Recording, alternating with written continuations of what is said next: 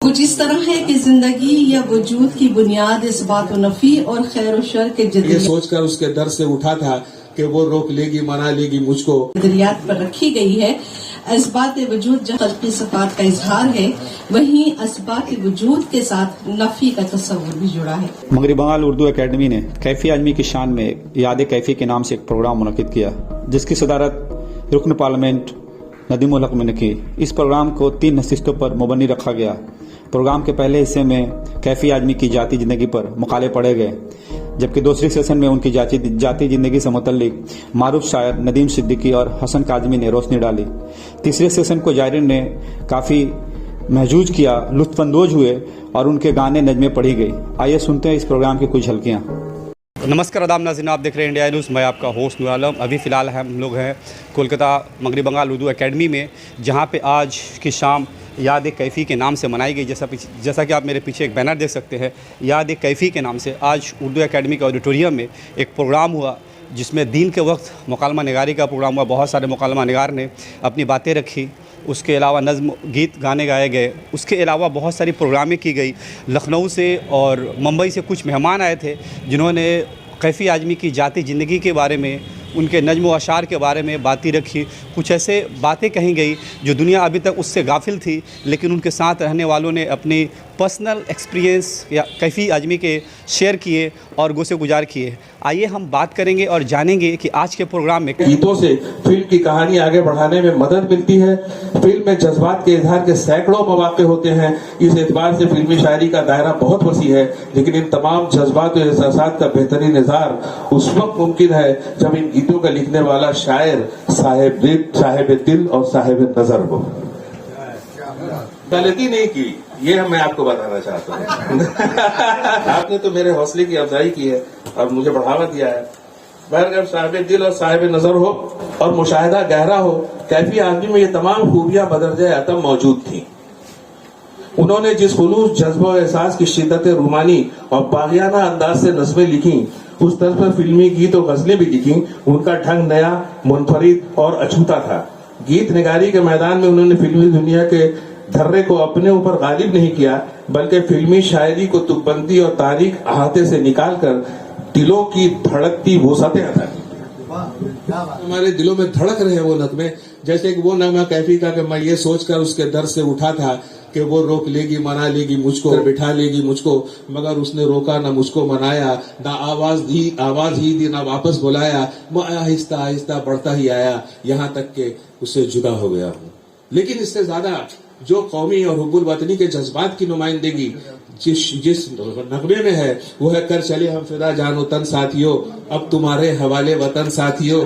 जिंदा रहने के मौसम बहुत है, मगर जान देने की रुत रोज आती नहीं। देखिए, शायरी इसको कहते हैं, गनायत इसको कहते हैं, नगमगी इसको कहते हैं, सुरूर इसको कहते हैं। आपके दिलों के अंदर पहुंचने का जज्बा जो है, यही होता है कि अब तुम्हारे हवाले वतन साथियों का ये गीत जो है इतना मकबूल हुआ कि इसकी मिसाल नहीं दी जा सकती। मोहतरम नायब चेयरमैन नदीम उल हक साहब, जिनके हुक्म की तामील में मैंने जिंदा रहने के वो जवानी जो कुएं में नहाती नहीं, और उसके बाद जो खैश, वो जो शेर जिसको आप देखिए, जिसमें औरत के बारे में उन्होंने अपनी नज़्म झनकार में कही थी, सीता के बारे में उनके ख्यालात क्या थे। खींच दो अपने खून से जमी पर लकीर, इस तरफ आने पाए न रावण कोई, तोड़ दो हाथ अगर हाथ उठने लगे, छूने पाए न सीता का दामन कोई, राम भी तुम ही लक्ष्मण साथियों, अब तुम्हारे हवाले वतन साथियों।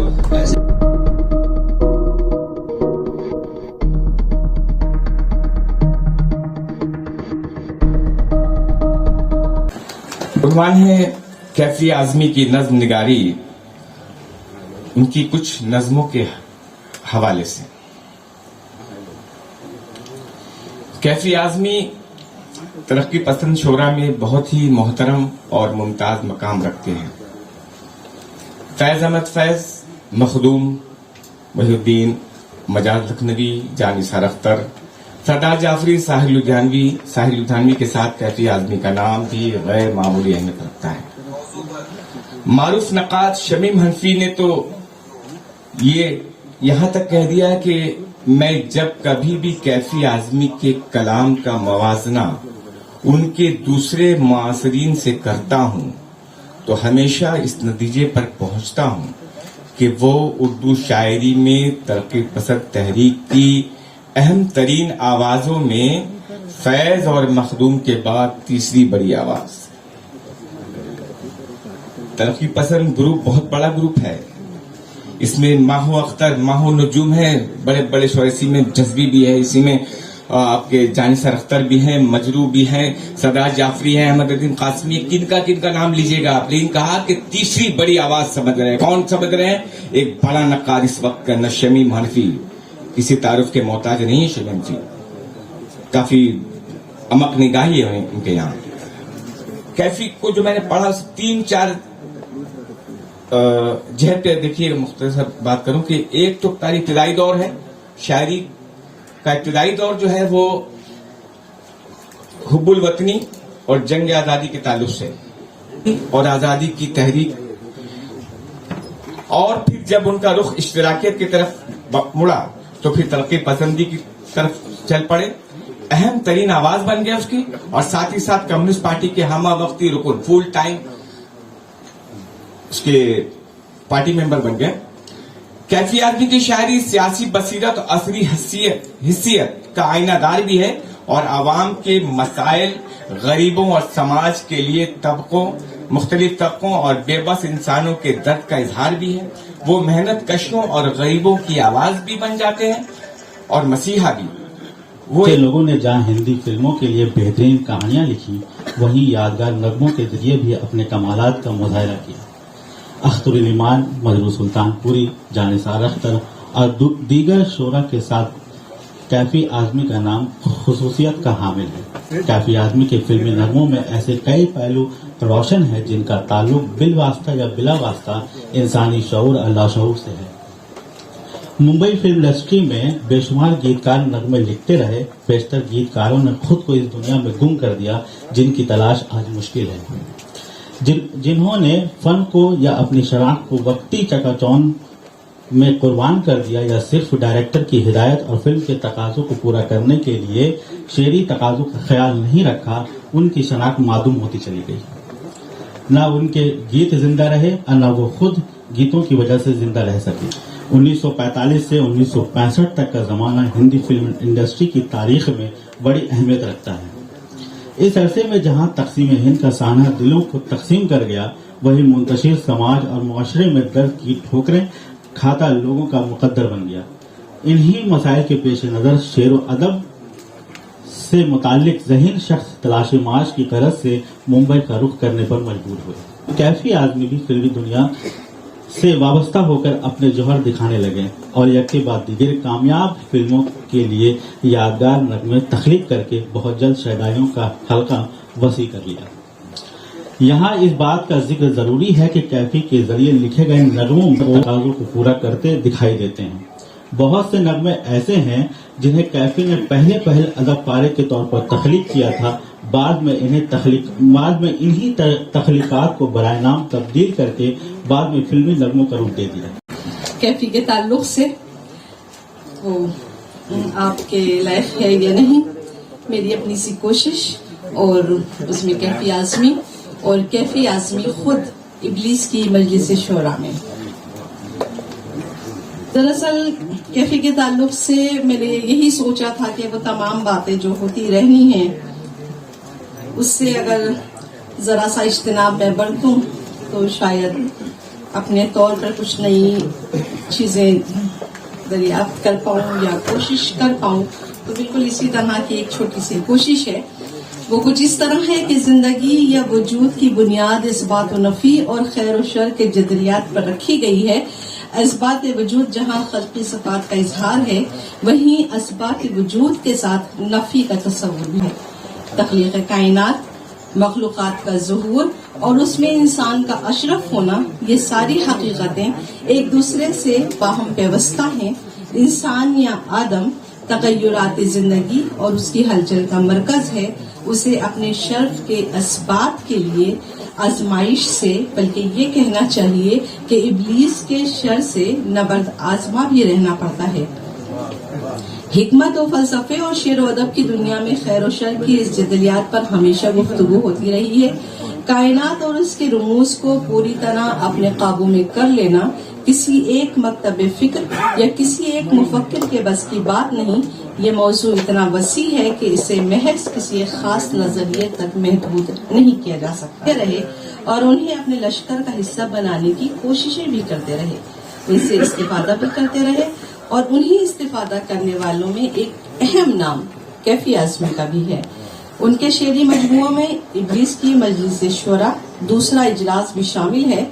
उनके शेरी मजमूए में ये नज्म उन्होंने 1983 में लिखी और सबसे दिलचस्प बात यह है कि कैफी ने अपने नज्म के मतन में इकबाल की नज्म इब्लीस की मजलिस शुरा का मतन पूरे तौर पे शामिल किया और अपने मतन के कयाम के लिए उन्होंने इकबाल की नज्म को पहला इजलास और अपनी नज्म को दूसरा इजलास करार दिया।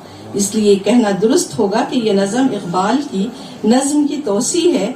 यहाँ एक और नुक्ता काबिल गौर है कि कैफी ने इकबाल की नज्म को पहला इजलास तो करार दिया, लेकिन उसे 1936 के नज्म की तख्लीक के साल के तौर पर कबूल करने के बजाय उसे 1936 के कवायद पर महमूल किया।